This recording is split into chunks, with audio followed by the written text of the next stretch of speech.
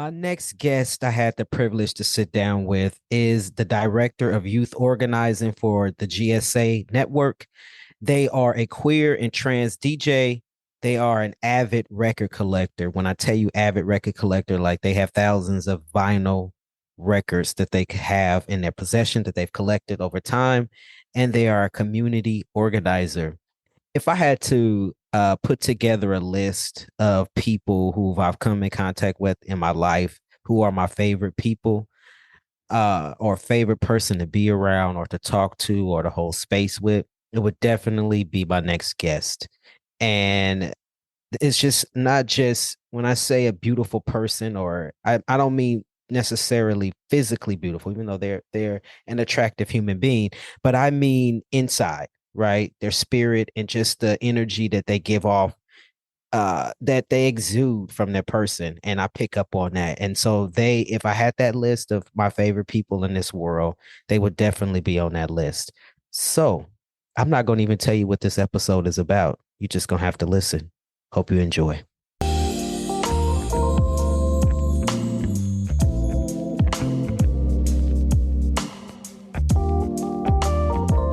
Hello and welcome to Dem Bois Podcast. I'm your host, Sean Aaron, he, him, his, and I will be your guide throughout this journey on the show.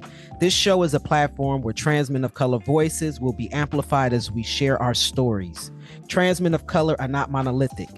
What that means is our journeys are not the same. We come from different backgrounds. We have different stories, family relations, chosen family, and most of all, we have different transition journeys. Visibility equals possibility. I like to say that all the time. We like to highlight on this show trans men of color businesses and entrepreneurs, parents, athletes, survivors, and many other issues and topics that are relatable to trans men of color in our existence. Dem Bois Podcast is not only a platform to amplify our voices, but to raise awareness and conversation around our lived experiences. So thank you for tuning in. Thank you for supporting, listening, and sharing the show.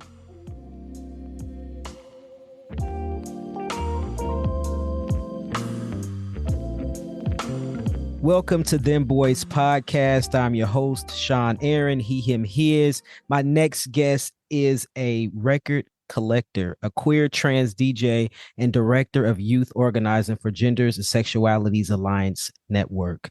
Welcome to the show. So glad to have you. Hey, Sean, thank you for having me. Yes. You want to go ahead and introduce yourself for folks?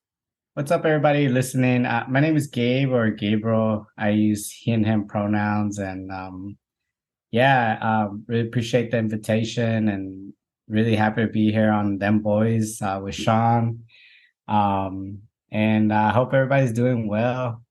Thank you for that intro. I was telling Gabe before we started that we've had little contact with each other over the years, but like you are my favorite person, one of my favorite people. And I say I don't take that lightly. So like your energy and how easy, excuse me, how easy our conversations were and like you said, the intentionality of our conversations. And I really, really appreciate who you are as a person. And so I'm so glad that you're here and able to share your story with folks. Yeah, appreciate you. That means a lot to me, Sean. And I feel the same way. I'm happy to come. Our paths are parallel, and happy to cross again now with you in this moment. See you do your thing, and shout out to you for all the work you're doing to have space and create narratives. Very important, uplift narratives. Especially for trans mass folks. So. Absolutely, because our stories we're not monolithic, right? So it's like we all have different journeys and experiences and past, and yeah, so it's important to share our stories and show how different we are, but how different we are, but how we're still the same, right? Yeah. So Word. yeah. So where are you located, Gabe?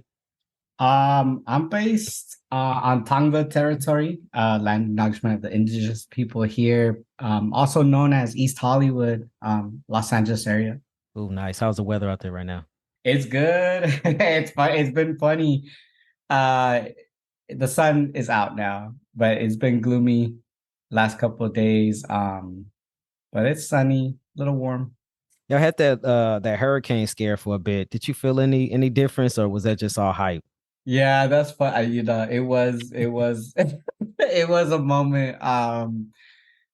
It was okay. We had rain. It, to be real, wasn't that bad. I think the alerts made it like kind of escalated, Mm. and grew anticipation. But besides rain, and I think some affected areas, it was not as bad as the As media they made try, it to be. they try to make it big. They say it never rains in Southern California. And from the times I've been there, that's kind of true, right? Like it's always nice, always 70, 80 degrees for people who've never been there. Is that correct? Yeah, yeah, more or less. We get a little rain out of the year, Oh, but okay. mhm. Yeah. It's too much traffic though for me. So it's that like, yeah, it's just like the Bay Area. It's just too much damn traffic. that is true. It's Yeah. it's a whole journey. If you're gonna go out, especially during times of the day, be ready. Just ground yourself. Just level You your definitely need to ground expectations. yourself. You definitely need to ground yourself. Yes, yes. You would be provoked. Road rage will be provoking. That's for sure. Oh my goodness. Yeah. No doubt. Yeah. So the name, Gabriel, how did that name choose you? Yeah, it's actually very, very similar to my birth name, which Gabriella. And throughout my years being me, just being me, my homies would call me Gabe. Just folks were the first to call me Gabe before I even called myself Gabe. And I think it was just a way of like seeing me for who I was. So that name Gabriel came very natural to me. And when it came down to deciding, I felt that was right. It came to me. It's funny that you say that the homies called you that. I've had several guests who said that folks would call them that they grew up with, their name that they chose before it even happened. It's almost like manifest destiny, right? Of like, yo, this is who you are, and the universe is showing you this is who you are through other folks, right? I love that. Yeah. Yeah. Yeah. So you want to share with us your journey, your transition journey from beginning into where you are now? Yeah. So I think for me, my transition, if I look back, it's always been there since I was born. I think as a young kid, and even memories that I can't remember, but my parents, my siblings have been able to tell me like, oh, you were like this when you were a kid. Um, just I've always asserted myself, like who I wanted to be, the way I express my gender and my clothing, um, my mannerisms, or maybe the things I wanted to associate myself. Um, I have always just been myself, and that has been affirmed by stories and experiences that I am conscious to, but also other folks noticed. But it's been like a journey. It hasn't always been easy. It hasn't always been hard as well. There's been great ups and downs, and along the way, I think particularly in middle school and high school is when I started to like experiment with my experiment in the sense of like I consciously self-determined that I wanted to do things that affirmed who I was by the way I dressed, or maybe I did my hair. Um, and I made decisions as a young person to do that. And I say experiment because that wasn't what was expected of me.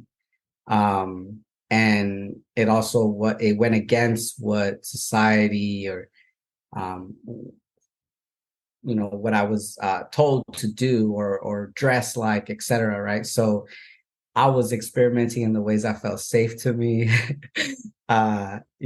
surviving to feel good about myself, express myself in the ways I wanted to. So I started really young, like middle school. I mean, actually even younger, but went on to high school where I first came out as queer, And that was really cool and exciting because I found other young people, my peers, also, just wanting to create spaces and connections that felt nourishing and affirming to their identities. So, you find the other queers and you build community, and you start learning about different identities and ways to take care of yourself and culture and that was a really exciting time. And I think later though, maybe in my like as I was leaving high school, um, to be real, like I didn't really grow up knowing about trans people. And if I did, it was very, very limited.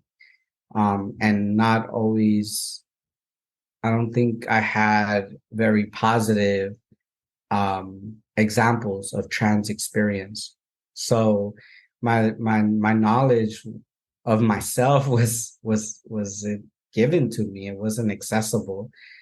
So it was a little later that I think in my 20s that I got introduced to like stories of trans people. I met other trans people and that was mind blowing. It was so it just felt so familiar, and it felt like something that I had always been searching for, but I didn't have words to articulate how I was feeling, and this deep yearning of wanting to identify in a way that resonated with me. And so, yeah, like it was a little later in my 20s that I officially came out as transgender. And real talk, I've been transitioning though, right? Like since forever. How I transition and how I affirm my gender played out in different ways. And so later on in my 20s, that's why I decided to do a hormone replacement therapy. So I was on TEEF starting when did it? 2012. So yeah, about 11 years now. This is gonna be my 11th year, Oh, 11 December. years. Yeah, That's huge. yeah. Yeah. You said that go back for a second. You said in junior high school and maybe even younger than that, you said experimenting with your gender identity. And we all know that at that age we don't have jobs and we don't have money, right? So we rely on our parents to purchase items that we need. So I wanted to ask you, like, what type of experimenting did you do and how did your family react? So your parents, your siblings, how did they react in granting you what you needed in order to experiment with that? I think, it was like the way that I dressed myself was one major way. I would use the clothes. Well, there's other circumstances too. There's like class conditions too, right? Like my family there was like a lot of like handy downs, like, use the clothes that was from your older siblings. I'm the younger one. So there's a little bit of that was like that was already like a norm in my family, right? And then another thing, I grew up going to thrift stores. That was something my mom showed me. So, I had those ways already, and I learned to cut my own clothes or sew my own clothes, tailor essentially my own clothes the way that I felt good to me and put on my body. So that was one way that I experimented. I think another way was when I have a good friend, uh, Ivan, my bestie. I would borrow his clothes. We would go out. I would go to his house before, and he would give me. He would like be like, "Yeah, go." At the time we were the same size, so just take his hoodies or his pants or shirts, and then like maybe change back to my clothes and go home. So there's a few ways. And then I think just maybe experimenting is not the right word, but like I would just push the boundaries a little bit, you know? I would say like, I don't want to do that. I would say no, try to assert my voice and see what happens. I think that was something I really admire of my younger self, that I was willing to just see what happens. And that's a way push the boundaries a little bit. When I would tell, like, let's say my mom, like, no, I don't want my hair to be dressed like that, you know, but got away with some things, and then some other things, hurt my little soul too. What would your mom say to you though if he's like, nah, I don't want my hair like that? You know, I really appreciate my mom. She's a very amazing mother. I think I'm very, very fortunate. She would just, she wouldn't react too harshly. I would say that. My mom's a little bit of a tomboy, herself. And so she's not like a, like, super high femme. And I don't think she was trying to like impose a lot of like over the top feminine, feminine, expression on me. But I think she was confused, and she was just like, why wouldn't you put your hair in, little ponytails, or, little clips or something? She just thought I was different. So she, for the most part, I think she wasn't like totally like affirming to the extent that she was like, all right, what do you want? But she would just be like, okay, fine. All right. That's um, you're lucky for that too, though. no, big time. Yeah. I Big know time. my mom never forced me to wear anything that I didn't want to wear other than when we had to go to church, which I hated. Well, I had to wear a dress to church because the church that we went to, they believed that women shouldn't wear pants. So I had to wear. I used to cry. Like I would literally cry. I hated it. I would cry, especially like after church when my mom needed to make dinner, and she'd be like, "Okay, no, you going in the grocery store to get something." I would cry. Please don't send me in that store. I would walk back to the store once I get home and put my pants on. Please don't make me. She used to make me, and I would go in the store with snot in my nose and tears down my eyes because I was just so fearful of being in a dress in public. But other than that, like during school or when she went school shopping, she never really forced me. I always had jeans and hoodies, which probably is a mistake because that's all I wear now. But it's like she didn't make me, right? And that's a blessing to not have a parent that was like, "No, you're gonna put your hair in these pigtails because I said so," right? Yeah, I agree. I Yeah. agree. Hey, this is Sean Aaron, the host of Dem Boys Podcast. Are you enjoying the podcast so far? Great. I'm glad that you are. Would you consider donating today to help support the continuation of this podcast? As you know, this podcast aims to serve as a platform to highlight and amplify the voices of trans men of color and share our transition stories. The podcast not only aims to amplify trans men of color voices, but it also raises awareness around our lived experiences. You would like to donate? Where can you donate? Great. I'm glad that you asked. Link in our description will take you directly to Network for Good, whom we've partnered with in order to collect donations for the podcast. Or you can visit our website. On the website, click the donate button, and from there, you are able to donate directly to the podcast. All donations are tax deductible. What does the donations go to? Oh, I'm glad that you asked. Your donation will help to support our production costs. We are working with Jasmine from Pink Lady Productions that brings you this awesome content. And also, we pay our guests an honorarium. Pay our guests an honorarium. Yes, we do. Why? Because as trans men of color, we would like to support and uplift each other and honor the time that's given out to come here and share their stories. So if you love this podcast, share and donate. See you on the next episode. Take care.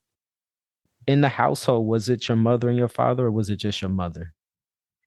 I had both my parents. Yeah, grew up with both my parents. So how did your father react? Um, my dad. So I came out to my parents, I guess, in two times. First time as a gay kid, I was like, I'm lesbian. That was like when I was 16. And my parents reacted in different ways. My mom more with, it felt like coldness, like silence. I think I know now more of my mom's way of communicating her emotions. So I understand a little bit more, I think, where what that meant. But in the time, it felt like coldness or silence. Almost felt like she was mad at me. And then my dad, he responded more with like sadness and worry. And this kind of continued on even or that same reaction kind of continued on when I came out as a trans man to them when I was like 20, 21. And generally my parents, I think, were coming from a place of fear because in their lived experience, the trans people and queer people in their lives were met with violence. And so that they instantly thought like my child is going to have a really hard life and um basically feared for my life. And so that took some time. Um and there was also a lot of like apprehension, confusion, like sometimes moments where it's like, no, you shouldn't do that, like that's not good for you. So there was like a need to have conversation and educate, um, which was hard, at times. But for the most part, I'm very, very fortunate. My parents are very supportive and accepting. So that acceptance does that trickle over now? Because that was 11 years ago, you said, right? So you're in your 30s now. So are you still feeling that acceptance from your parents, and has their feelings that you felt before when you first came out, has that changed any bit at all? Yeah, my parents, I love them. They're very, very accepting. They've grown to be incredible allies, and extremely loving of queer people, trans people, and they've continued to support me along the way. I forgot to say this because it's very important, but my mom, when I came out as trans, she was actually the first person that attempted, like she articulated for me because I had so much internalized, you know, self hatred and internalized transphobia that I was so scared to accept myself and say it. I was fearing rejection, all that, that I couldn't muster. I didn't have the courage to say it, but she knew that I was going through a very hard time, depression, just not well. And she, in the way that she could articulate it in her own language, she was like, it doesn't have to do with you being, part of the LGBT community. Does it have to do with that? Like, is there something about your queer identity? She didn't say queer, but she was like, it has something to do because you're gay, or do you want to be a boy? She said that. And once she said that, like, I was like, okay, I get her, and I feel safe, and I can say it. I can confirm that for myself and for this person as well. Yeah, shout out to my mom because I think she had that compassion, deep compassion and intuition to understand in the way she could. Like, my child is identity is blossoming, and I wanna be here to affirm that. So yeah, to go back to your question, they absolutely have continued to affirm and accept, and they were also there with me when I got top surgery. Yeah, they're incredible.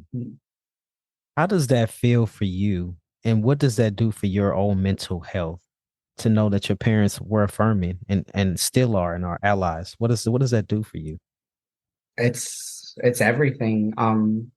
It's a huge foundation that I can stand on. Um, you know, as a person, I know that I have my own individual struggles and matters of my own mental health that I'm responsible for owning and leading my um, transformation.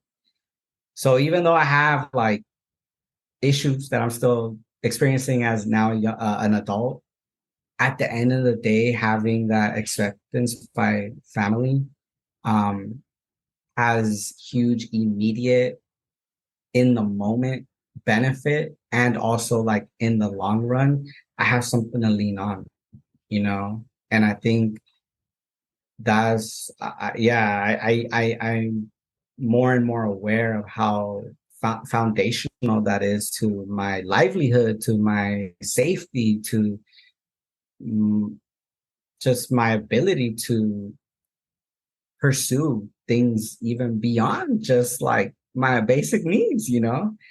And yeah, so I attribute that a lot to my family.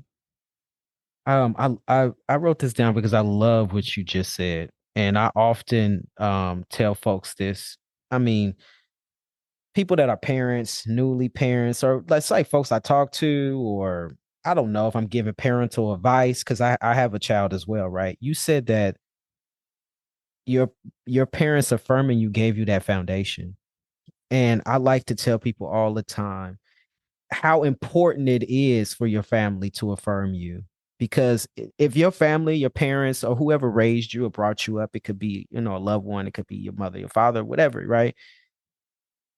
It don't matter what the world say. But if you have that love and acceptance for your family, you could take on the world, right? Because they gave you that foundation of love, affirming you, and just allowing you to be who you are, right? So I think that's very, very important. And it kind of helps me to segue to like the next part of what I wanted to ask you. Um, especially in this climate now in this country, right? And a director of youth organizing, and the youth, right? Just to have that foundation from folks. How first of all, I want you to tell us about what do you do as a director of youth organizing? Let's talk about that first. Yeah, so I've been with an organization called Genders and Sexualities Alliance Network. Folks might be familiar with GSA clubs, formerly, like back in the 90s when it started, Gay Straight Alliance.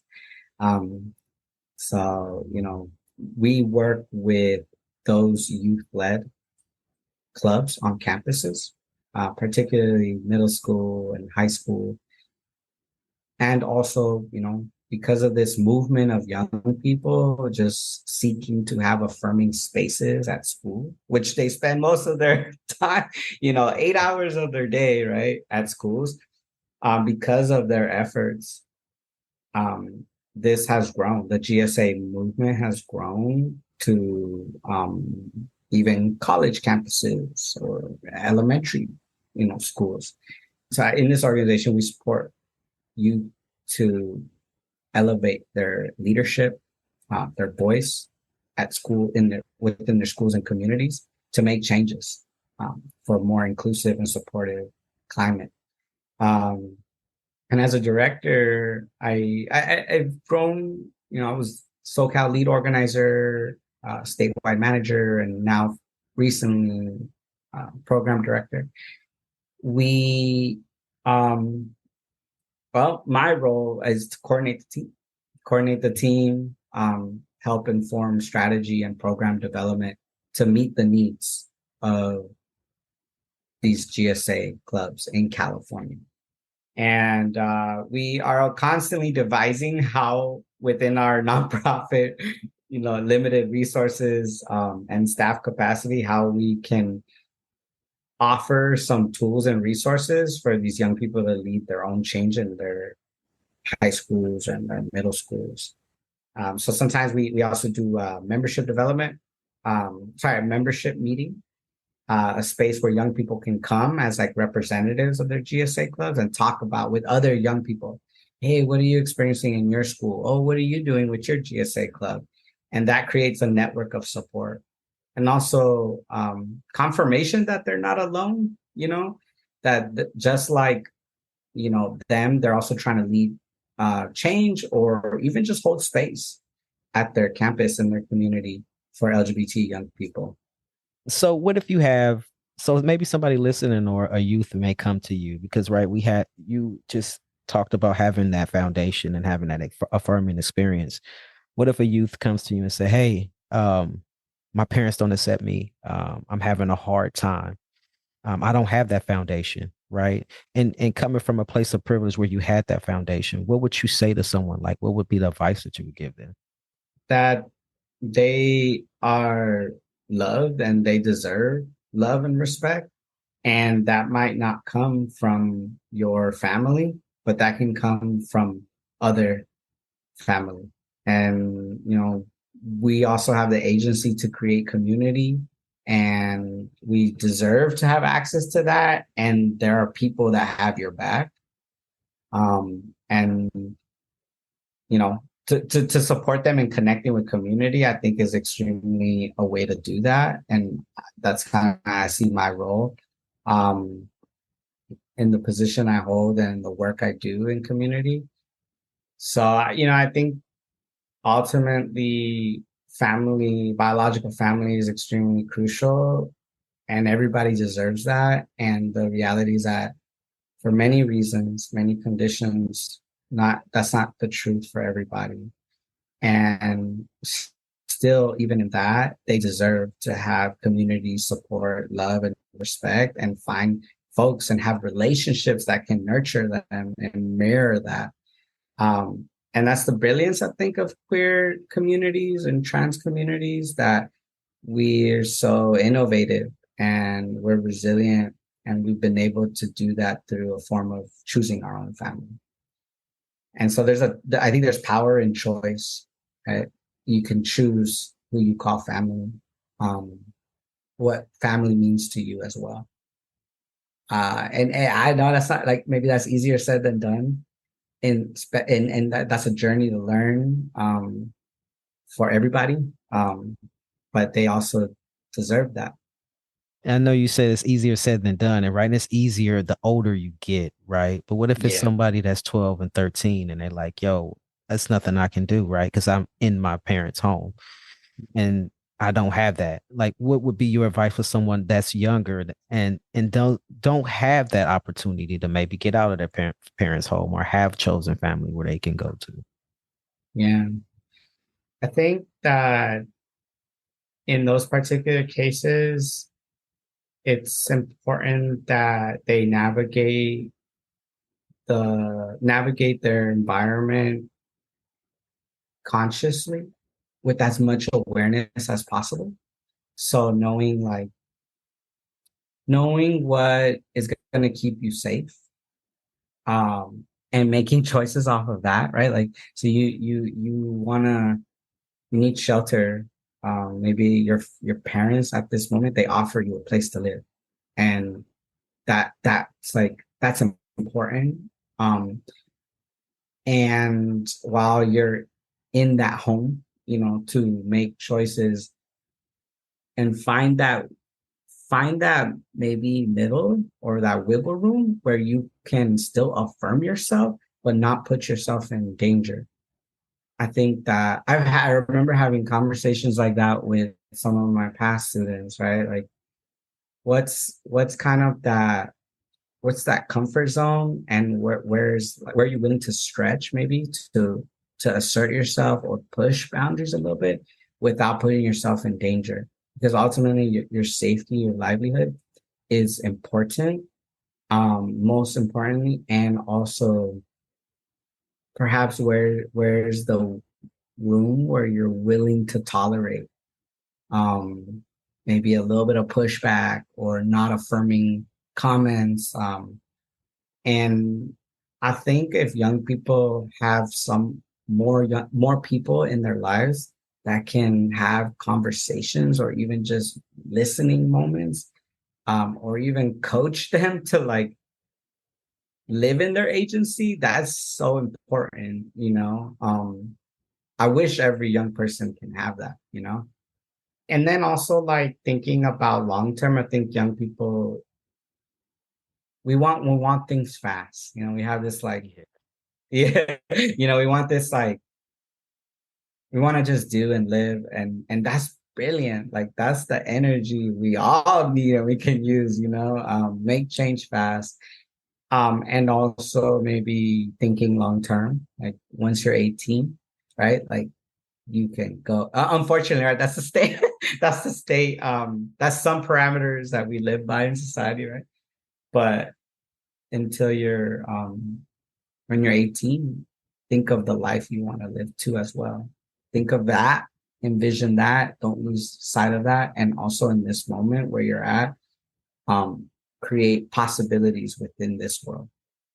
And we're talking about youth, right? But but also it's the effects of adults that's putting this pressure on youth. Yeah. Right? All you have to do, I mean, it's easier said than done, right? In both ways, right? All you have to do as a parent is listen to your child. All you have to do as a parent is to affirm your child and get to understand your child on a deeper level than just what you what I like to think is yes, this is your child. And raising my own child thought this too. Yes, this is my child, right? But my child has to grow up to be their own individual self. I can only give them so much, tell them so much, show them so much. The rest is up to them. So it's about meeting your child where they're at and really getting to know your child, not for what you think your child, who your child is or who you want your child to be, but who your child really, really is. And so I want to ask you, I don't know how much you deal with parents, right? But what advice would you give to a parent when they like, you know what, I I I don't know how to build that foundation for my child. Yeah, that's a good one. In my work particular, I don't often work with parents, but I have had some instances. And I I think it's very much what you said, like meet your child halfway and also get to know who your child is, because that's a form of respect. And your person is their own person, you know. Like you, as a parent, you feel like that is my child, right? And you might have expectations of what it means to be successful or healthy or etc. You might have even this vision of how you want to see your child, but actually doing that is limiting, you know, because you're not viewing this person in front of you in the perspective of accepting and letting them self-determine who they are. So I think like that is always, I would hope, like I'm not a parent myself, so I'll say that too. Like, but I would hope and I would think that that's the stance parents should take. That our role, the parents' role, is to guide and to nourish, not to dictate or tell them how they should be, how they live their life. I think we go wrong in that, and we don't build people's abilities, natural abilities to have agency in their life when we just tell them what they do, what you should do, what you shouldn't do. So I think if we approach it more of like guiding, or I'm here to just like, I'm a safety net, but and I can give you guidance, but ultimately you choose and you make choices. I think we learn. We like, right? We all learn through our mistakes. Um, so I would hope that parents would learn how to do that. And I think it, you know, I think many parents, most people have a natural desire to do that, but then it doesn't carry out in their behavior. Because I think most anyone, parents or not, we operate from a place of, most of the time we operate from a place of urgency or fear or our own insecurities, um, maybe our own biases. And I think if we all as humans learned how to have more control of that, or not control, because we're human, we cannot control our impulses or desire. But if we were consciously making effort to be responsible of our ish, and less of putting that on others, I think we would be able to compassionately embrace who's in front of us more, you know? And I think parents have that great responsibility to do that, like listening, listening and not listening without already thinking what I'm going to tell you, you know, or just compassionately understanding someone's perspective. Um, yeah, and then I think education is just so helpful too, you know, and education that is based on values of the dignity of human life. Because maybe parents or people, we think we're being educated or we're being informed, but we might not even be informed by the right, you know, fair and balanced and humanistic. Like it could be a whole different agenda, you know, coming from a whole different agenda. So I think that that's important too to be critical about. I agree. And my son is 26, and parenting didn't come with a damn handbook. You pretty much make this shit up as you go. You do the best that you can.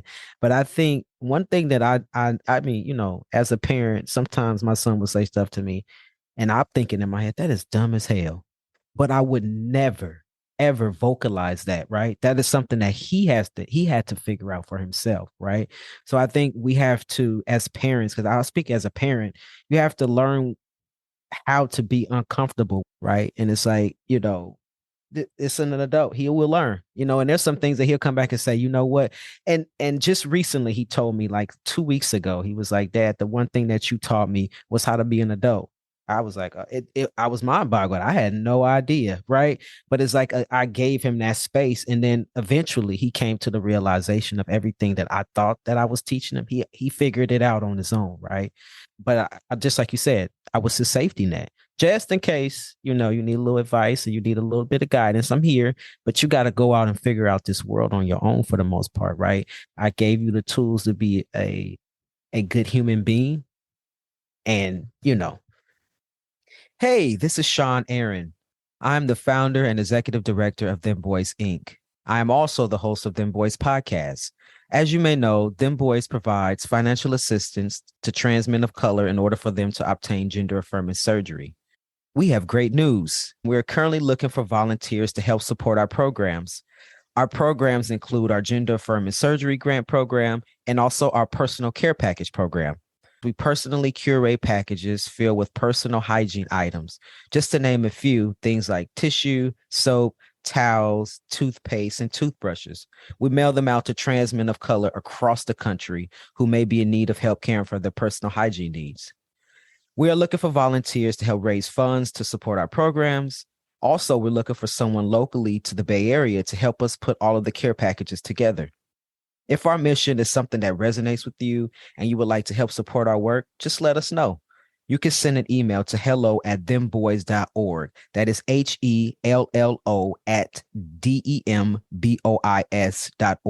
And we will get back to you with further details. Thank you for listening, and I hope you enjoy the next episode. Gabe, so you are a DJ, am I correct? That's right. Yes, I love it. I love it. I want to talk about that a little bit. How did you get into that? Because you said that you're a record collector. That's always been like one of my dreams as a kid. I remember, I guess I got to tell my age, but in the 80s, right? People got those crates full of vinyls. And well, back in the day when DJs had to carry the vinyls in the crates, now you don't got to do all that. But you still collect them. You want to talk about that a little bit more? Yeah, I collect them and I DJ with them. I play them out. I play them out, Sean. Oh, shit, you really play with them. Oh wow. Yeah. So you actually carrying them in crates to the venue. At this moment, I was able to invest in some good gear. Okay. But when I first started, yes, I was carrying crates. Oh no. Yeah. Okay. This kind of started also as like a young person growing up. My shout out to my sister who really exposed me to a lot of music.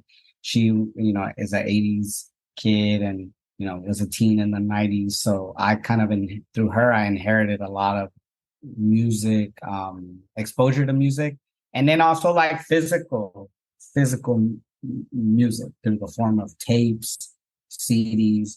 So like I grew up listening to mixtapes, and there was always a thing about physical media. I think that I just called to me, and also collecting things. And it, it followed me throughout my life. I continued to do that as a young person, started to collect records a little bit, buying records at shows. But I will say up into when I also kind of simultaneously as I was really living out my true fresh, like embracing my trans identity, I also came back to music and particularly DJing in a way that I never thought I would. It called to me, but I never stepped into it until that moment where I felt this energy of like, I want to do something for myself. That's not organizing. That has, nothing necessarily to do with um my particularly like heavily focused on like my transition. I just wanted something that was like me and something I could get lost in, like a practice, cultivate. And I had always like an interest of being more creative musically. So I did it. I just said, damn, I'm gonna do it. I'm gonna jump into it. I'm gonna teach myself. I'm gonna start investing in gear little by little because it's expensive. I would say that DJing is not cheap, but it's expensive. Records are also nowadays can be expensive. It got popular again. But yeah, like it became my healing outlet. It became my creative outlet that allowed me to like really get lost in it and find myself creatively. And for that, that was so healing to me, and it still is. So I DJ on the side. I been very fortunate to play in all kinds of events throughout Los Angeles, even outside of LA a little bit. So, yeah. You said that you wanted something that was just for you, that didn't have anything to do with your transness or anything like that. So are you saying that you DJ and your trans identity is outside of DJing? Or do you bring your Abs- queerness with you to the stage? Absolutely not. Yeah, thanks for clarifying that. I'm myself always, and I definitely bring my experience as a trans person into my DJing, into record collecting. Um, I think what I meant was like I wanted a practice, something to cultivate my creative identity, and I think it was just like overwhelming, like the HRT and figuring out my surgery, that I was just like, I want to do something. I'm more than just like organizing and focusing on my health. Like I want to do more than that. But I feel that my intention with DJing has always been to uplift marginalized voices or marginalized experiences, and also use DJing to bring community together. So I've definitely loved like being a DJ who can support my community by showing up and playing music when I'm called to. One of my favorite moments was DJing for a trans organization that, through relationship, I had a connection with the organization. They're like, yo, we need a DJ right now on the steps of City Hall. And I was like, hell yeah, okay, I'll be there. I took off my gear and we did it. And also like just taking up space in DJing and vinyl community that aren't like, it's just the norm everywhere, right? Like general society, marginalized folks, marginalized people of color, queer, trans folks, right? Like, and so it's very important to me to show up in all my truthness, all my sense, and do the damn thing. Like be a DJ, be a record collector. But this is also my story too. Yeah, I love that. I love um, that. How long have you been DJing? I started like 7 years ago. And then it kind of got more, it picked up more seriously. And what I mean by serious is like, you know, having regular gigs, monthly, and I kind of accelerated being busy, being a working DJ accelerated to, I think, last maybe 3 years, 4 years. Nice. And so from the first time that you started it, when you were looking for something to do creatively outside of everything else, do you still feel that joy that you felt when you first started it? That's a good question. In this moment right now, I feel like I'm searching to find that that same joy. I'm being very honest right now, like because also in DJing or a creative outlet, I have learned a lot about myself, and also my creative focus interest has also evolved. And I feel like I'm searching for that again. And I'm in a place of like I don't want to just do gigs just cause. I want to do gigs with like all my heart, and I want to do it with a clear sense of purpose. Um, and then also this curiosity to try different things in the realm of like music and DJing and record collecting. So yeah, I'm very content with that new approach because sometimes you get lost when you do something so repetitively. You get lost. I don't know if that happens to you, but you kind of like lose yourself. So I feel like I'm in a moment of like regrounding myself and feeling clear about my stance in the work of DJing and record collecting. So what would be your new approach? Have you thought about that? Or you maybe hope to just fall into it or what? Yeah, it's almost like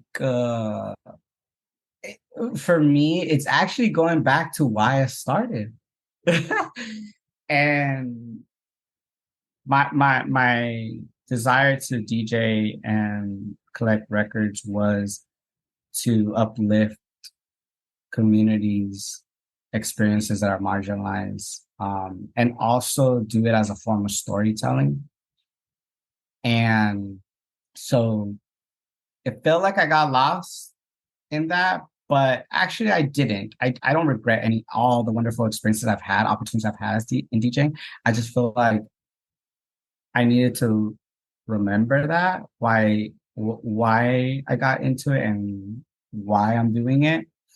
And it's evolving. So right now in this moment, I'm hoping to start more of an intentional archive project. In particular, collect like I collect records from Central America. My family is from a Salvadorian background, and so there is a lot of music from that region of Latin America that I would love to just share with the world, like share more. And so I'm curious about putting it together like as like an archive project where people can access more or learn more about music from El Salvador, Belize, Panama, Nicaragua, Honduras, Guatemala, Costa Rica, like all of that region, putting it together in the form of like mixes, maybe a radio show, a channel where you can hear episodes of just mixes or people talking about it. So that's what I'm hoping. I'm like dreaming and scheming of how I'm gonna do it. Just do it. Just do the damn thing. Just fucking do it. Yes, Yeah, just do do it. it. Do it. Yeah, I love that. It would be nice if like it's almost like a late night show type of thing where you maybe bring on a guest from somebody from the vinyl, you play their music and talk about it. And I don't know, man. I like that idea though. I don't yeah. know any South American music. So like if somebody put it in a mix and be like, all right, Sean, here, listen to this, I would do that. I would listen. Yeah. Yeah. Yeah. Yeah. And it very much shaped by things that I've been already doing. Like I'm in a collective with a friend of mine. We share a similar like family experience, and we DJ different events.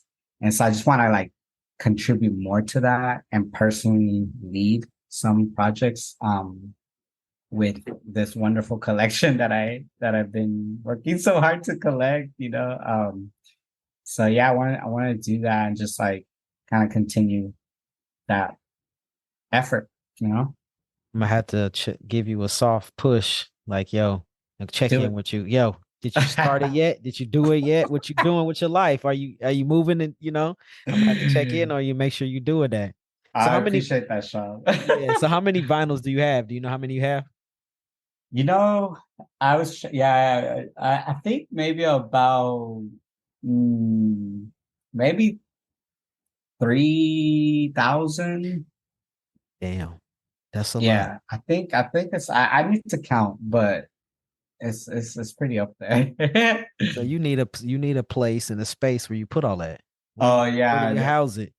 me in our apartment, Oh, and me and my partner is also DJ and has their own records.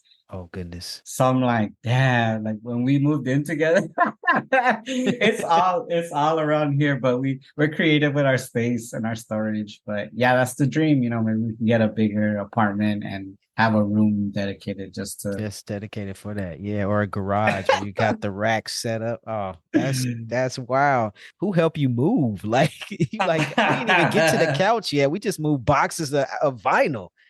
Yeah. That's what I'm dreading when we leave this apartment. That's what I'm dreading. How you gonna pack everything up? So this is the part of the show where I like to ask the guest a random question. I have a list that's always growing. I just added one extra question today before I got on this call with you. So there's 32 Nice. questions on this list. It, Uh-oh. it may or may not have anything to do with what we talked about today. You just pick a number between 1 and 32, and I'll read that question for you. I like that. Let's go with 13. 13. 13 is actually an action. So tell us a joke. Oh, oh damn. Okay. Let's see. Yeah, I have those corny dad jokes. Yeah, I got some corny Uh ones too. why did Dracula need cough syrup? Oh, goodness. I don't know why. Because he was coughing. That was definitely a dad joke, but I like that. I like that. I like to So say dumb. all the time. I like to say all the time. I actually do this every day. I ask Siri to tell me a joke, either in the morning or at night. That's a Because good. because I either want to start my day with a laugh or I want to end my day with a laugh. And I'll keep asking her to tell me another one. If it's funny, I ask her to tell me another one till I get one. And I'm like, oh, that one funny. Okay, Siri, you done being funny. So I have a joke actually, and this is it's not I'm gonna have it's gonna be gendered. I'm gonna say he. But what does a robot do after sex? uh, does it? I don't even know how to say this word, but does he? Does he? No, I don't know. I don't know. I don't know. Oh, okay. He nuts and bolts. Oh, yeah, that's funny. That definitely didn't come from Siri, but yeah. Gabe, thank you so much for being a guest on the show. I really appreciate you and everything that you brought for folks to listen and learn more about you. I appreciate it. Any last things you want to say before we head out? No, Sean, you know, I appreciate you so much. And I'm really, really honored. I think this came at a really good time for me. Mm, So just in a space of like remembering who I am, you know, and telling my story. And so I really appreciate you allowing me to do that with you and always being so inviting. And shout out to them boys. yes. And hoping all the best for you to continue growing your platform as Thanks, well. Gabe. I really appreciate that, man. I'm telling you, and hopefully everybody can see, like you one of my favorite people. I got a list of favorite people, and you on that list for sure. You're definitely a good person. Good vibes. I I love appreciate you. you. Yeah, I love you too, brother. Thank you so much for being here. So we have reached the end of this episode. I want to say thank you for listening to Dem Bois Podcast. Once again, I'm your host, Sean Aaron, he, him, his. Be sure to visit our website at dembois.org. That is DEMBOIS.org. If you would like to connect with us, be sure to follow us on Instagram or Facebook. If you think you would be a great guest on the show, or if you know somebody you think would be a great guest on the show, there's multiple ways to request to be a guest on the show. First is you can go visit our Instagram page, click the link in our bio, and from there you'll be able to request to be a guest on the show. Or you can visit our website, click the programs tab up top, scroll down to podcasts, click the podcast button, and from there on the podcast page, you'll be able to request to be a guest on the show. Yo, we need questions, y'all. If you have those burning questions, a question that you want to ask me or a future guest on the show, there's multiple ways that you can send in questions, right? So first, you can go to Instagram, DM us that question, or you can email us at hello@dembois.org. That's HELLO, like hi, at dembois.org. Be sure to like the show. Be sure to share this show out with your friends and other folks in your networks. So until next time, take care.